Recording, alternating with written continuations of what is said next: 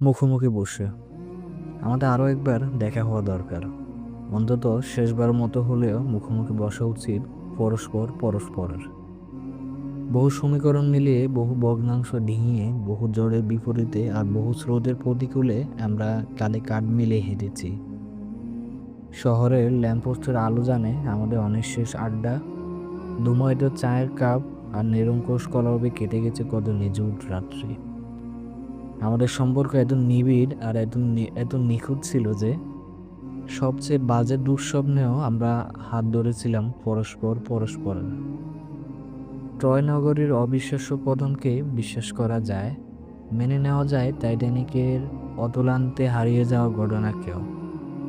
কিন্তু আমাদের বিচ্ছেদ হতে পারে, সে কথা দুঃস্বপ্নেও ভেবেছিলি কখনো?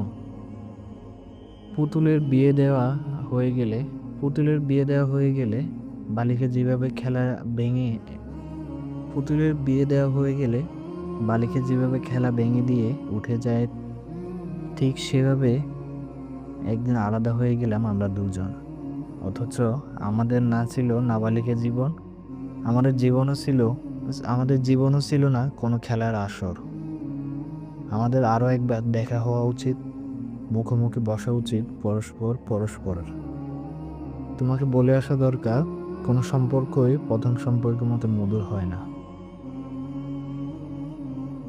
প্রতীক্ষিত প্রহর, এই গুদুলি এবং পাতাঝরার সিক্ত বিকেল একদিন ফুরিয়ে যাবে জেনে আমি কখনো দাঁড়াইনি গিয়ে অমনের খেতে, একে একে বসিনি কখনো কোনো নির্জন পুকুর ঘাটে।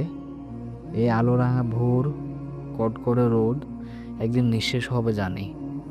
আমি তাই কখনো মাড়াইনি তেপান্তরের মাঠ, কখনো বাজাইনি নারকোল পাতার বাঁশি। আমি জানি এই কোলাহল মিলিয়ে যাবে, এই অরণ্য, এই বটবৃক্ষ, এই দুর্বিনীত নীলাকাশ কোনো কিছুই আমাকে আগলে রাখবে না। আমি জানি বলে জানালার দ্বারে যখন চাঁদ নেমে আসে, তারাদের আয়োজনে যখন জীবন্ত হয়ে ওঠে নিশিরাত, বিপুল বিস্ময়ে আমি তাতে বিভোর হইনি। আমি সব কিছুতে গোর দেখি অস্পষ্ট আলেয়া। জীবনের সমস্ত ব্যাকরণ আমার কাছে দুর্বোধ্য কেবল মৃত্যু ছাড়া। জীবনের সমস্ত ব্যাকরণ আমার কাছে দুর্বোধ্য থেকে কেবল মৃত্যু ছাড়া। তাই সব কিছু ছেড়ে আমি শুধু মৃত্যুর প্রহর গুনি। আমি জানি মৃত্যুতেই আমার সকল মুগ্ধতা। প্রার্থনা,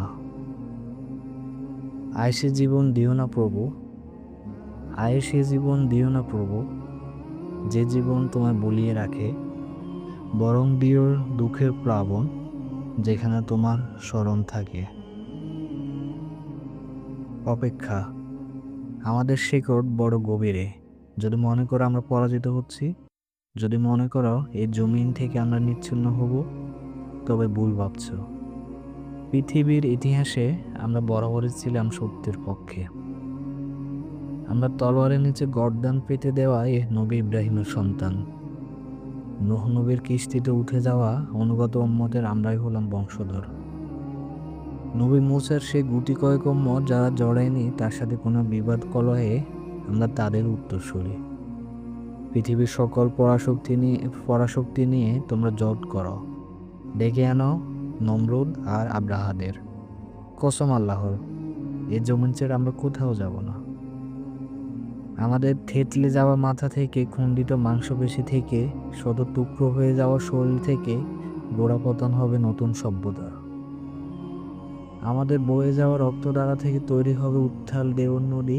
একদিন সেই নদীতে আমরা ঠিক ঠিক ডুবিয়ে মারব তোমাদের দুনিয়ার তোমরা যত প্রেরণ। একদিন সেই নদীতে আমরা ঠিক ঠিক ডুবিয়ে মারব তোমাদের দুনিয়ার তোমরা যত প্রেরণ। সূর্যের আলো সেজে যতবার তোমরা আমাদের জলীয় বাষ্প করে তুলে নেবে, বৃষ্টি ফোঁটা হয়ে খাল বিল আর নদী নালা পেরিয়ে আমরা ততবার সমুদ্রে পড়ব। বৃষ্টি ফোঁটা হয়ে খাল বিল আর নদী নালা পেরিয়ে আমরা ততবার সমুদ্রে এসে পড়ব।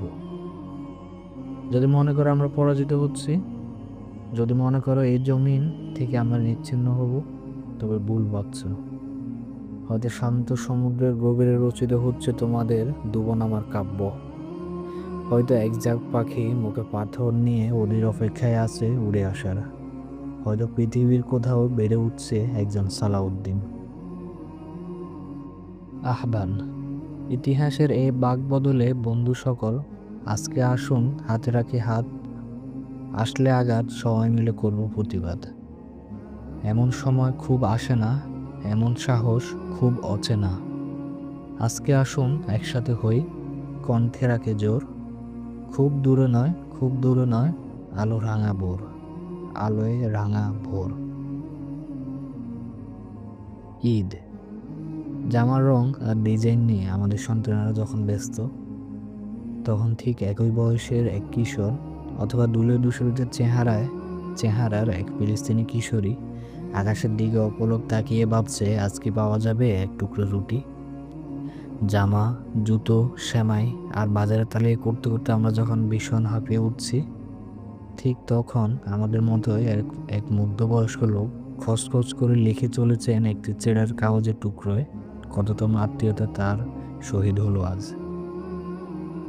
ট্রেন অথবা গাড়ির হর্ন শুনে যখন চমকে উঠছে আমাদের কোলের শিশু, ঠিক একই সময়ে ফিলিস্তিনে একটা বাচ্চা বারুদের শব্দ শুনেও নির্বিকার হয়ে আছে। পৃথিবীর সব জায়গায় ঈদের চাঁদ দেখা যাবে, শুধু ফিলিস্তিনের আকাশে দেখা যাবে শত শত বোমারু বিমান।